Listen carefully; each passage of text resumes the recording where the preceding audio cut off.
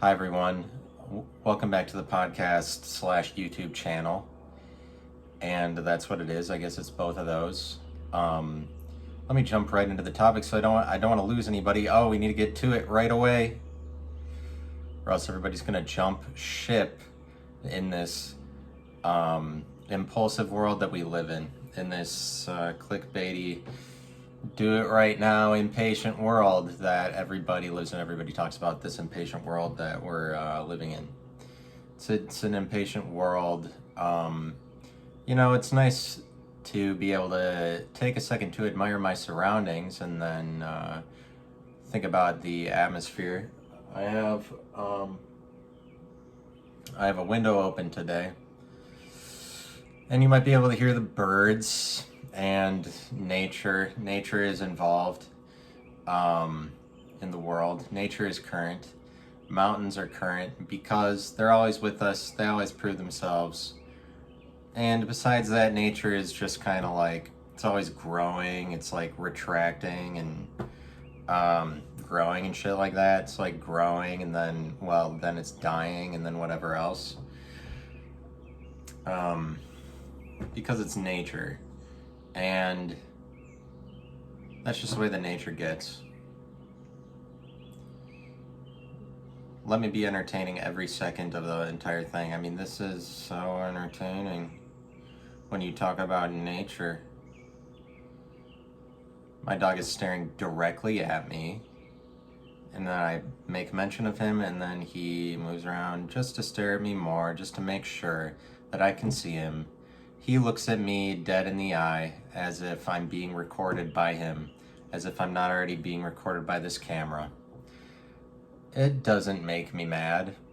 No, not at all. I don't hate it completely or anything like that. I don't despise when he's just like staring at me. I don't like it or anything. I don't know how to get out of whatever I just started into with that one. I wanted to share some thoughts. This is free-flowing expression of thought. This is just like a series of currents. This is like a river flowing out of my mouth. And this is just an expression of, and a few explanations of what I was thinking about. Let me talk about currency. Let me talk about like tokenization. Particularly, there's this cryptocurrency called the US dollar tether. And so, and the US dollar tether is a special cryptocurrency that I didn't know anything about until recently. Actually, until last night, I figured out what its usefulness is, because I exchanged some cryptocurrency I had into the US dollar tether. What the US dollar tether does, in case you're interested in cryptocurrency, is that it tokenizes the US dollar, or in other words, it gives you an equivalent US dollar that exists in the crypto sphere, as opposed to the not crypto sphere, as opposed to the real world, so to speak, the real money world, where there's like, oh, it's just the US dollar, not the US dollar tether. The US dollar tether is the US dollar for the crypto space, and what you can do is you can buy some Bitcoin, and Bitcoin's going to fluctuate. It's going to go up and down. But rather than, like, if you wanted to take your Bitcoin out, say that you think that the market's about to crash, or at least just go down, you want to take your Bitcoin out to make sure you don't lose all of it.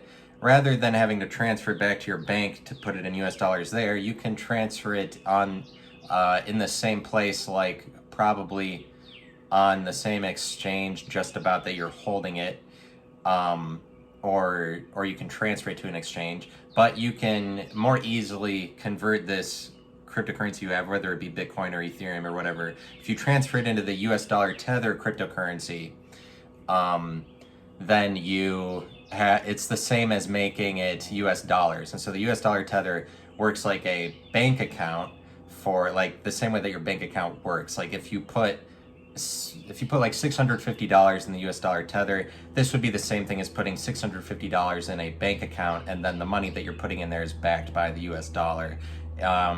It's basically the same thing, And so it doesn't move up and down. You don't gain money off of it, because the money that you put in a US dollar tether tethers it to the dollar and it just stays there. But basically the US dollar tether is a token that's equivalent to US dollars, but they've tokenized the dollar rather than that it is a dollar. But the US dollar is already a token. It's a token of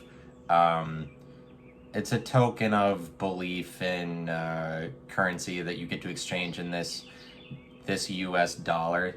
The US dollar is a token of the US government to some extent.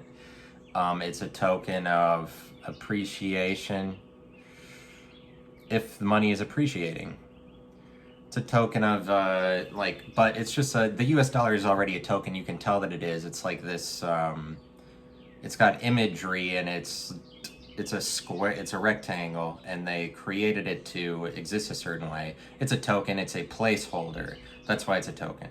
The US dollar is already a placeholder, the same way that a token that's created to be an equivalent for the US dollar in the crypto sphere is also a placeholder, but it's a placeholder for the US dollar. And what makes it equal to the US dollar, ultimately, the US dollar tether I'm talking about, what makes it equivalent to the US dollar ultimately is that it costs a dollar to buy a US dollar tether token. It's just a tether. It's just called tether. You buy a tether token. But this is to say that you can also have tethers for every other currency, like euros and pesos, and I was looking it up, and they have, like, verifiably, they started one US dollar tether, like Tether started one for euros, so there's a euro tether, or if you buy a tether token for tether euro, then that will be equivalent to how much a euro is. And there's also one for pesos, but it's like not, it's barely on the radar, maybe because these things are still developing, and there might not be enough in the people who use pesos market that they're exchanging enough for cryptocurrency that somebody would want to make an equivalent, a cryptocurrency that's tethered to the Mexican peso. But tokenization is like this, where it's like the US dollar tether. Like a lot of cryptocurrencies, you're dealing with things that are tokenized, and there's tokenization abounding, and tokenization happens. Tokens are real, but like a token is always a placeholder, and it's just that the country of Estonia, or the country of any country I would name, is a placeholder and is sort of like a token for an idea. And I say that to express that definitions are kind of like placeholders, but like boundaries of a country is a definition of a country. This is a placeholder. It holds in place what the country is, rather than that there's a more nebulous idea that isn't backed by definition and borders, that is like makes it this tangible thing that's commodifiable. Like a country is commodifiable because you can exchange in the currency of that country. Like the means that you exchange in is backed by how current the country is, and countries are currencies. But like Estonia becomes tokenized at the point that you create borders around this geographic region, this area, that rather than that the area isn't defined and exists as a nebulous idea, it becomes a token of sorts. But because it becomes a placeholder at the point that you introduce strict definition for what it means to be in Estonia, and so like it becomes a placeholder because now there is a place that is being held and you know where it is. The same way that and like tokens are the same thing, and they hold the place of currency if they're like more well defined. Like cryptocurrency is a more intelligent layer of tokenization, is why the vocabulary of tokenization is introduced more frequently when you're talking about cryptocurrency, it's more difficult to separate yourself from the reality of tokenization that's happening. And what you want to know is that a number of things, but like I bring up the US dollar tether just to inform you about it because I didn't know about it, because it's actually a helpful tool. You don't gain money with it, but you put money into it, and then it just stays there in the event that you think the market's going to go down, and then you can easily move it right from the US dollar tether back into like Ethereum or Bitcoin or something once you want to buy it. And so if you're like really into cryptocurrency, you have a lot of money in different exchanges, you'll want to hold a certain amount in the US dollar tether because the market could go down at any moment. And so it would be helpful to have enough in the US dollar tether, and it's easier to hold it there than in a bank. But like what's really important about that is that you see that the crypto world allows for you to do anything that a bank can do, basically. Like it already has the technology available to make it so that you have regular bank accounts. Like somebody just had to tokenize the idea of like having a bank account and make that a cryptocurrency, and boom, it's in the crypto sphere, and it can do that function that used to just only be performed by banks. But like this is what's being tokenized, or certain functions. But like with cryptocurrency, you can create a new cryptocurrency, and then this is a token, this is a placeholder for some other real world asset. But basically the cryptosphere is a revolutionary enough technology that it can it can make a token out of any real world asset or anything that you could find value in, because you tokenizing it is you making it digital or conforming it to the world of technology that's introduced with cryptocurrency. And what I'm talking about is that cryptocurrency can do everything that the stock market can do, but the stock market can't do everything that cryptocurrency can do. And like, for example, there are two Tesla cryptocurrencies that are cryptocurrencies that fluctuate up and down, that people trade in, but they are simply a mirrored reflection of the price of Tesla in the stock market. They're simply a replica of Tesla stock, the way that it exists in the stock market. It's just that if you were to invest in Tesla stock in the stock market, if you were to do that, then like you can, I don't know why I didn't tape myself before. It's because you get yourself started into it, and then you work your way up to better levels of communication. If you started with nothing, it was better I did that whole podcast where I just recorded myself. And it's not totally necessary for me to stay on top the entire time. I think for a lot of people, the part that they find interesting is just if I go off on a tangent about something random or something about my life. People want to know about your life because they're nosy. And really that could, for a lot of people, that's the only interesting thing rather than the ideas I have to share. For a lot of people, they would just hear the ideas and be like, oh, that's just pontification. Fuck you. Or something like that. But I digress. It's not so... No, well, it's just whatever level of vulnerability you're willing to go to, but you can't give everything away.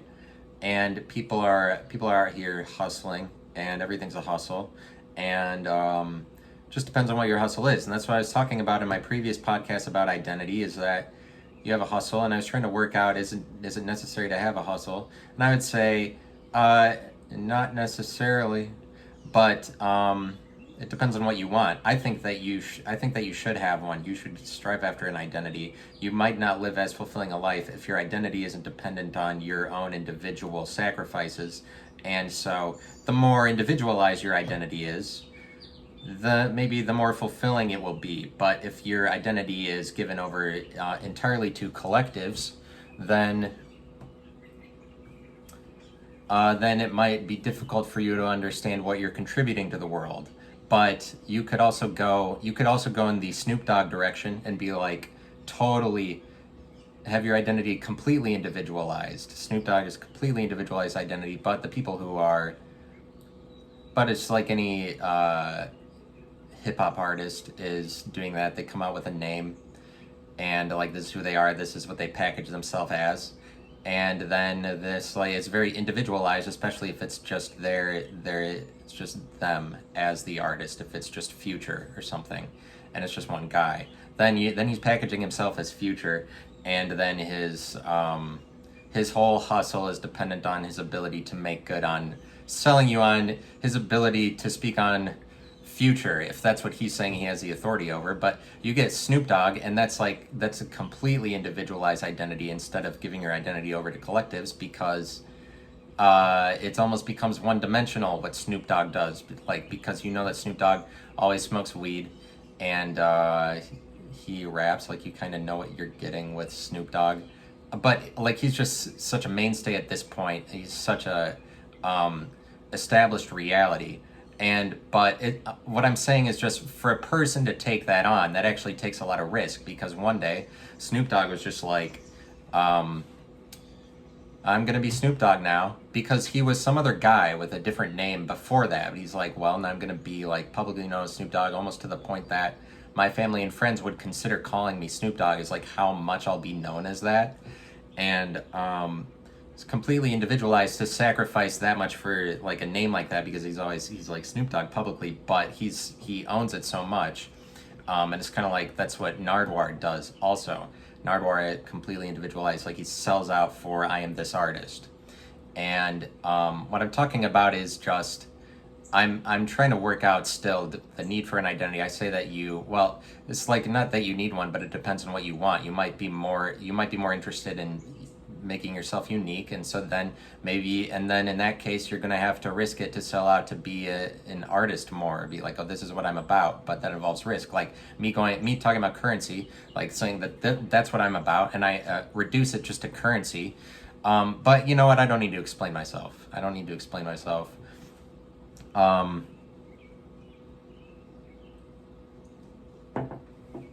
really don't. But I'm talking about how Tesla is tokenized. Let me continue to explain that, because, and then like Illuminati, and then the all-seeing eye.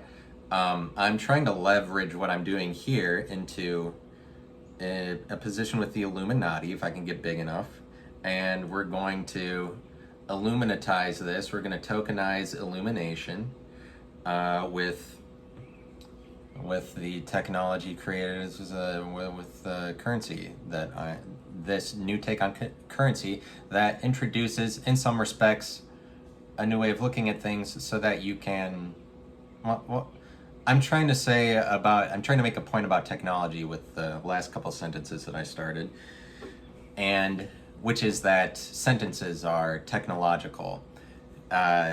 Sentences, like at the point that we came up with this language that words are representative of a territory, you match a word to a territory, and this is like a territory that's over a set of ideas, and you're like, oh, I want to invoke this set of ideas with the word I'm speaking.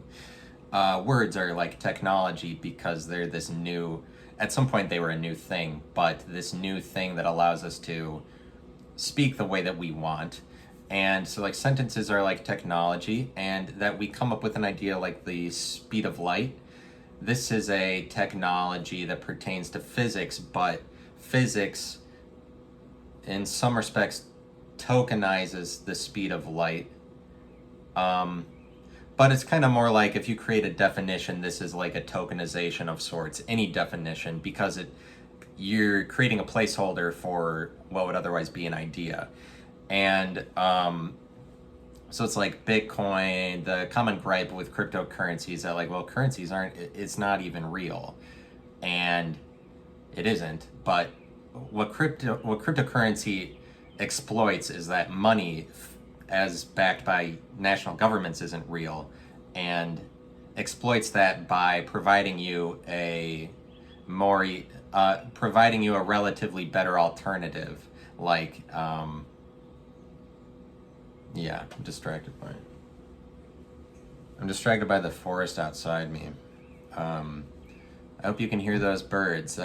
I paid a lot. I paid a lot of money for those birds to do their thing, so that people could see how one with nature I am, and just how connected I am with the universe, shit like that. Like, it's really a part of me to believe in the forests. I'm sorry for that last statement.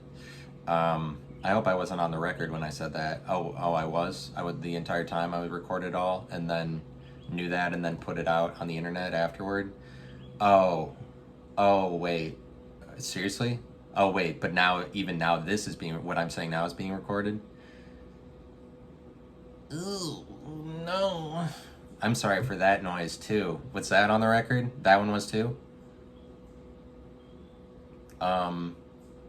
We all love our parents. We all love our moms and dads, of course. Moms, dads, dads, moms.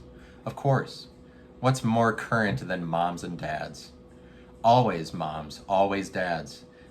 And there's no money to be made off of Mother's Day or Father's Day. No, nobody's made any money off of that, I'm sure. There's no currency in the identity of a dad or a mom. Certainly no. Certainly there's nothing distinguishing about being identified as a mom over being identified as a person. Certainly not. But what can I tell you? What can I say? I keep looking at the microphone instead of... But we can go back and forth about where I'm not measuring up all the time. There's plenty of time for dick measuring. I gotta move on. Life is short. Oh, damn it. I shouldn't have said that right after I said dick measuring. People think that I have a short dick. Was that on the record? Is that on the record? Oh my god, I don't want people to free associate. But you get the Tesla tokenization, and what I'm trying to explain with the Tesla tokenization is that the cryptosphere is going to dissolve the stock market eventually. I don't know how long it's going to take, maybe 5 years, maybe 10 years. But what you need to know is that the cryptocurrency market is going to dissolve the stock market. And it's because the cryptocurrency market can do everything that the stock market can, because all it has to do to replicate what a stock market stock, any individual one, does, it just has to create a token. Like the Tesla stock, there's a couple currencies, like one of them is just... they're both this way. Like there's one cryptocurrency that is a tokenization of the Tesla stock, and then the other one is just a mirror of the other crypto that was created. I'm guessing the other one, but there's lots of those out there. Like Bitcoin is a big enough brand that they have a lot of mirrored Bitcoins. Like they have a wrapped Bitcoin, and they have a lot of things that it'll just, like, the prefix for it is a letter before BTC, so it's like SBTC or something. But like, it's because Bitcoin is such a large entity, and it consumes more electricity than the country of Argentina, is how large an entity it is, that inevitably there's all these knockoff Bitcoins that result, that are coattailing off of the original Bitcoin, and they're just kind of like mirrored Bitcoins, but they're like the Bitcoin price, but reflected in a different light. Like maybe you like the perspective of the Bitcoin price from an oracle, because you believe that an oracle collects more data so as to say more truthfully about what the Bitcoin price is, and then you're like, oh, it matters that the oracle is more truthful. I'm gonna invest in the oracle provided Bitcoin price perspective rather than just the Bitcoin price. But it's just that people underestimate the importance of the price point itself. Like Bitcoin as a brand, the brand of Bitcoin is the price. The brand of Ethereum is the price of it, because in that price are all of those mirrored Bitcoins, like a wrapped Bitcoin and a whatever, like S Bitcoin and whatever else Bitcoin. in that, because all of those will have the same price, and it's dependent on whatever the price of Bitcoin is. But it's kind of like all of those are part of the Bitcoin brand. They're all dependent on the price. It's the price point that is the brand, and so the Tesla the cryptocurrency Tesla is like the same thing as the stock market Tesla. You can invest in it the same way. So like the Tesla price is around 600 right now. And so if you invest $600 into, let's say you invest like $1,200 into Tesla in the stock market, then you have 1,200 US dollars in Tesla stock, basically, and that's how it will be reflected, is as US dollars. But if you put $1,200 into the tokenized Tesla stock, then you also have 1,200 US dollars, but it will be reflected as US dollars and as Tesla tokens. And that's what's important about the token, is that somebody created a Tesla crypto, meaning that one token is worth how much the Tesla stock is. So Tesla stock is worth 600. A Tesla token, this crypto, is worth about 600 when the price is 600, but it goes up and down the same way that cryptocurrency prices do. And so somebody tokenized the Tesla stock. They can do that with any stock. They can just make it into a cryptocurrency. And so then at that point you recognize that Tesla stock, like the Tesla crypto token value, is completely dependent on the stock market, because that's what they made it to do. They made it to always be equal to the stock market value. But also vice versa, you recognize that at the point that a crypto is created that is a complete mirror of the stock market Tesla, then the stock market is inseparably in this relationship and is in some ways dependent on the cryptocurrency price now, at the point the crypto one is created. It's just that at this time, all of the money that's in Tesla basically is in the stock market rather than this tokenized crypto. But as cryptocurrency emerges more, and it's just a matter of community, whether or not people believe enough in the cryptosphere, like the tokenized version of the Tesla stock, to invest in that. And if there's a bigger community around that, it's just that eventually the community will be around the tokenized version of these stocks that exist in the cryptosphere. The community will build more around the cryptocurrencies rather than the stocks, because the cryptosphere can hold all of these things and more. Like, it already holds all these things that exist strictly as cryptocurrencies, like Dogecoin and Bitcoin does the cryptosphere.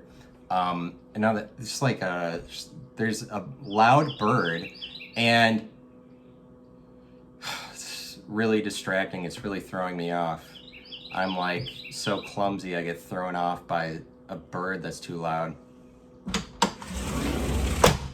Fuck the atmosphere.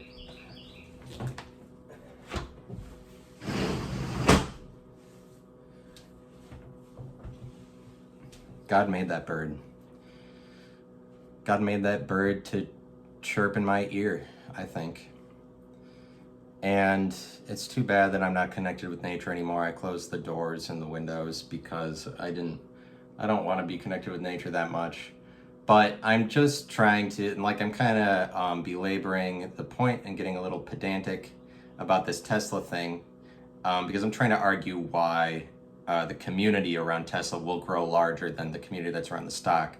I'm just saying that for any stock, anybody can make a crypto. Like, you can tokenize Google stock and you make one token that's equal to whatever the price of Google stock is, and then you can exchange it. But as long as you recognize also that we can make the US dollar and tokenize that, and so that eliminates the need really for us to put money in a bank account, because, hey everyone, the US dollar is already a cryptocurrency. If you want to get rid of banks, everyone just put their money in this US dollar tether and it will be worth the same thing. Because people would have a gripe with that, like, okay, well, they're saying that the US dollar tether is worth $1, but that's just based on faith. And it is just based on faith, but it's the same way that the US dollar that exists. It is based on faith. It's just that the faith for the US dollar, not as a crypto, comes from the government. And if you believe that the US dollar tether would eventually get more dollars than the US dollar, because the US dollar is just a version of technology that is a placeholder. But as long as you recognize that, you would see it as that relatively better versions of technology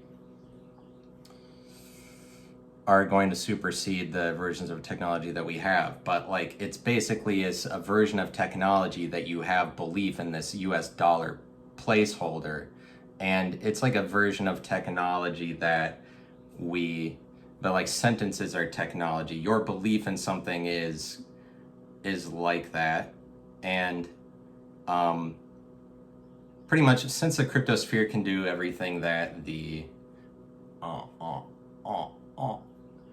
it can convert any asset into a cryptocurrency that you want. It's just that people haven't gotten around to making all of those. But at the point that it can subsume the entire stock market, because people will just tokenize every stock, and then it'll just all be on the crypto market. But that's what's happening that people don't realize. Is just like something already that's important about it that it's doing is that it's slowly deteriorating the stock market. And there's like a certain cap for cryptocurrency. I think it's at like 1.8 trillion right now, that there's 1.8 trillion dollars in cryptocurrency. But this is actually an underestimate of what's going on, because there are tokenized stocks that aren't reflected in the entire gross market cap of cryptocurrency. And you have something like Coinbase, and Coinbase has doesn't exist as a cryptocurrency, but somebody made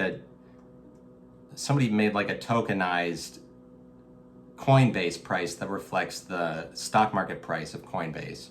And so like, and you can do this with any stock, but like pretty much cryptocurrency is a technology that can incorporate everything that the stock market already does. And so it's slowly wearing away at the outer fringes of the stock market. It's like, it's decreasing the value of a lot of stocks from people that like the kind of stocks that people who like cryptocurrency, those stocks that people used to invest in, like emerging technologies like 3D printers or weed. Like, there's a number of weed stocks that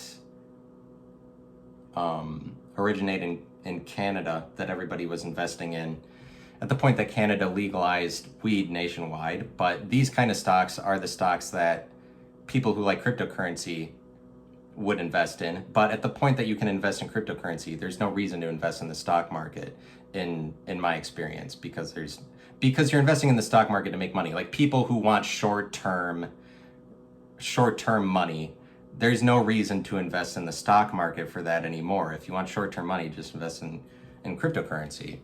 And so that's going to dissolve, cryptocurrency is going to dissolve the stock market. And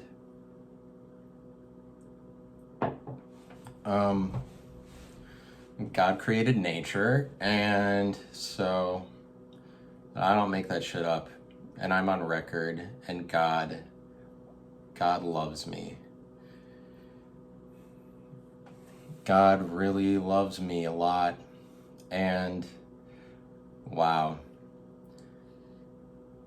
But so there's also NFTs, so tokenization. I'm talking about, I hope I tried to make the point, but I'm just sharing some of my thoughts about tokenization. But you get science, and they, to some extent, they make the speed of light current, but at the point that you can define the speed of light, this is a technology all its own, that you're able to invoke an idea that, like the speed of light, when everything that implies, that it's like everything in the universe is going the speed of light. I mean, just all the ways that physics talks about it, they tokenized this idea to hold a certain place, and then they trade it as currency across diversified fields within physics, because the speed of light will come up in a number of ways that you would talk about it, but that they defined it in a way, they defined it so as to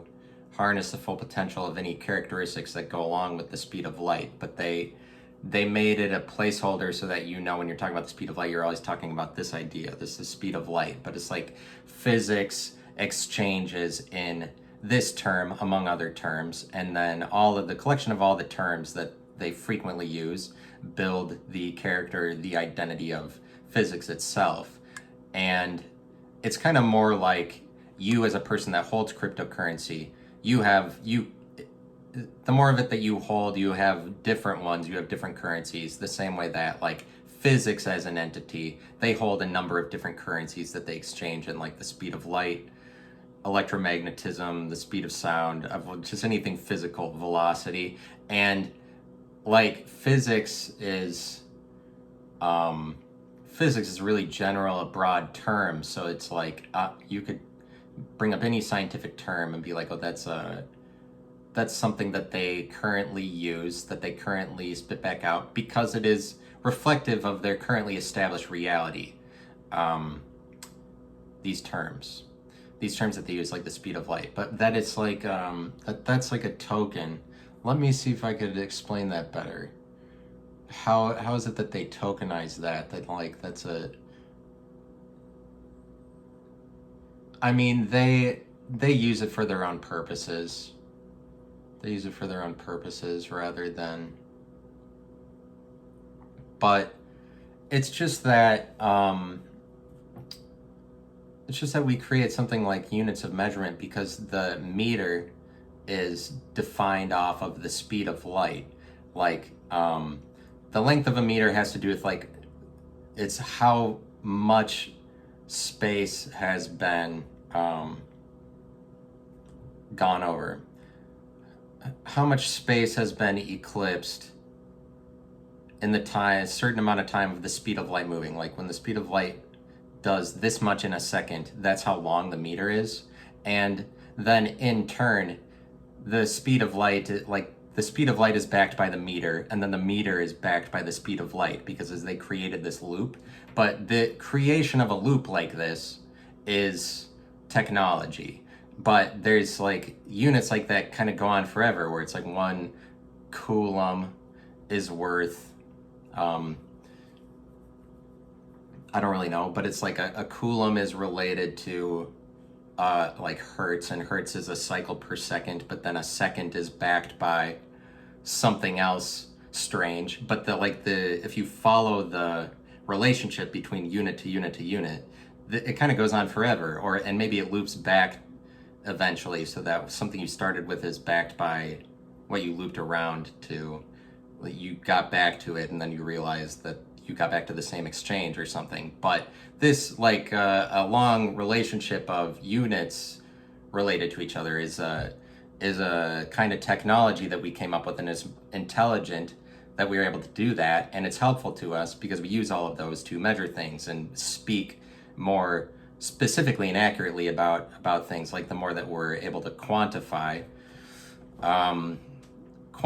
different fields, different areas of research and different areas of knowledge, the more that we're able to quantify those, like the more that we're able to quantize those, is the more you see that technology has been introduced in those fields, so that we came to some understanding about how they're supposed to be measured. And money is a field that it quantizes value the same way that a meter quantizes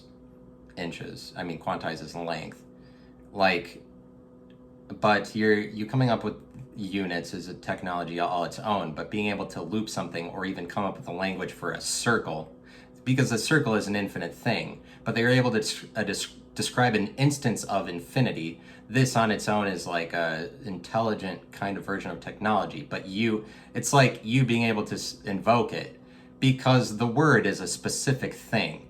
The same way that a technology is always a specific thing. And my phone is about to die, so I'm going to wrap this up real quick. I wasn't planning on taking a whole hour anyway. But like a technology is always a specific thing, or like there's this emerging field of technologies, and they're like, oh, the cryptocurrency technology. And the point that I'm making is that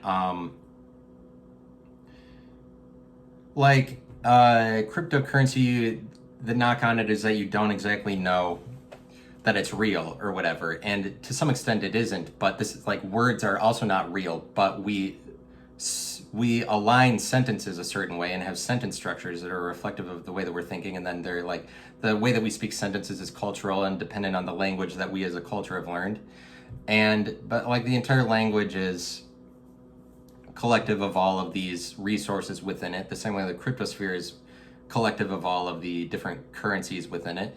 And like to some, like the currencies aren't real, but like the same way that words aren't real, but we still use words and we still invoke them for all of our different purposes, as long, I mean pretty much as long as there's money involved. But currency takes it to this whole new level where it recognizes the tech, it would bring into light like the technology, the tokenization just of words themselves, or like what exactly is important about all these things that we're using as placeholders. um like like why do we put borders around a word? Why do we put borders around adjacent to say that that's different from near or next to? But if you use the word adjacent more frequently as a culture, this is a more popular currency because it's more currently used, is more in circulation, it's more frequent.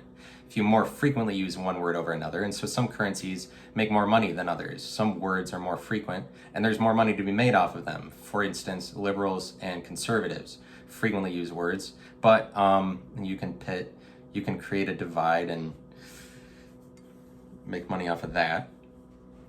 But like, so as long as I'm talking about tokenization, like, I'm just giving away all my good ideas. Hopefully I'll have something else good to talk about later on. I'm giving away all my good ideas for free today. There you go. All for free. I didn't have to do it. All I had to do was open my mouth and I started to say all of the, I'm not holding anything.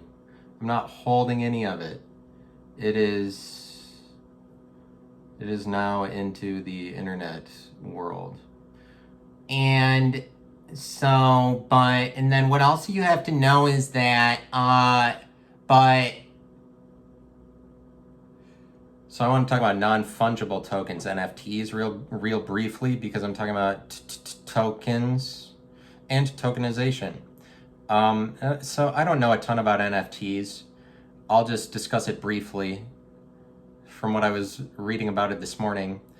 Is that you have a non-fungible token. It is not fungible. I have to cover this quick.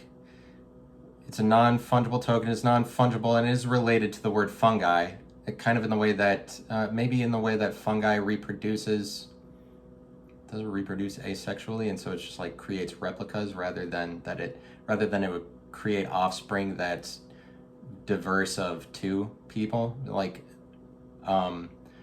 but non-fungible means that you created a token that is not replaceable, not exchangeable. Like Bitcoin is exchangeable with all other Bitcoins, and so if you hold a Bitcoin, you can exchange, like you understand that there are other Bitcoins out there, but an NFT is a token, because if you hold a Bitcoin on its own is a token, and a supply of it that you have on its own is a token.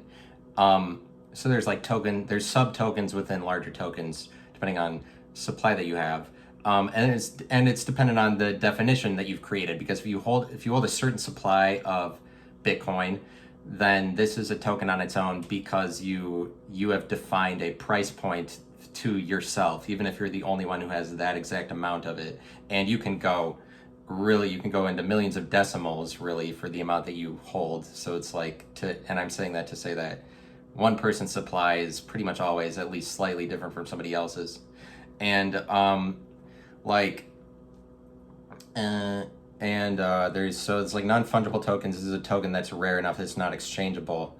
And so it's like somebody, the founder of Twitter sold the first tweet on Twitter, because the founder of Twitter had the first tweet. He sold it for millions of dollars, I think. It's like millions of dollars.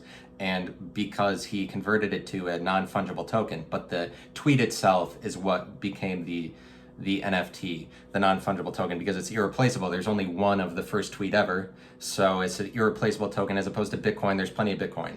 You can exchange that for there's other Bitcoin. But and so the question is there really anything to that? And people have different opinions, and people really hated on it early, or they liked it a lot early. But what's confounding is just that all of a sudden somebody's paying $69 million for like a clip of LeBron dunking or something, or something like that. And is it really that valuable? I would say that it couldn't possibly be that valuable.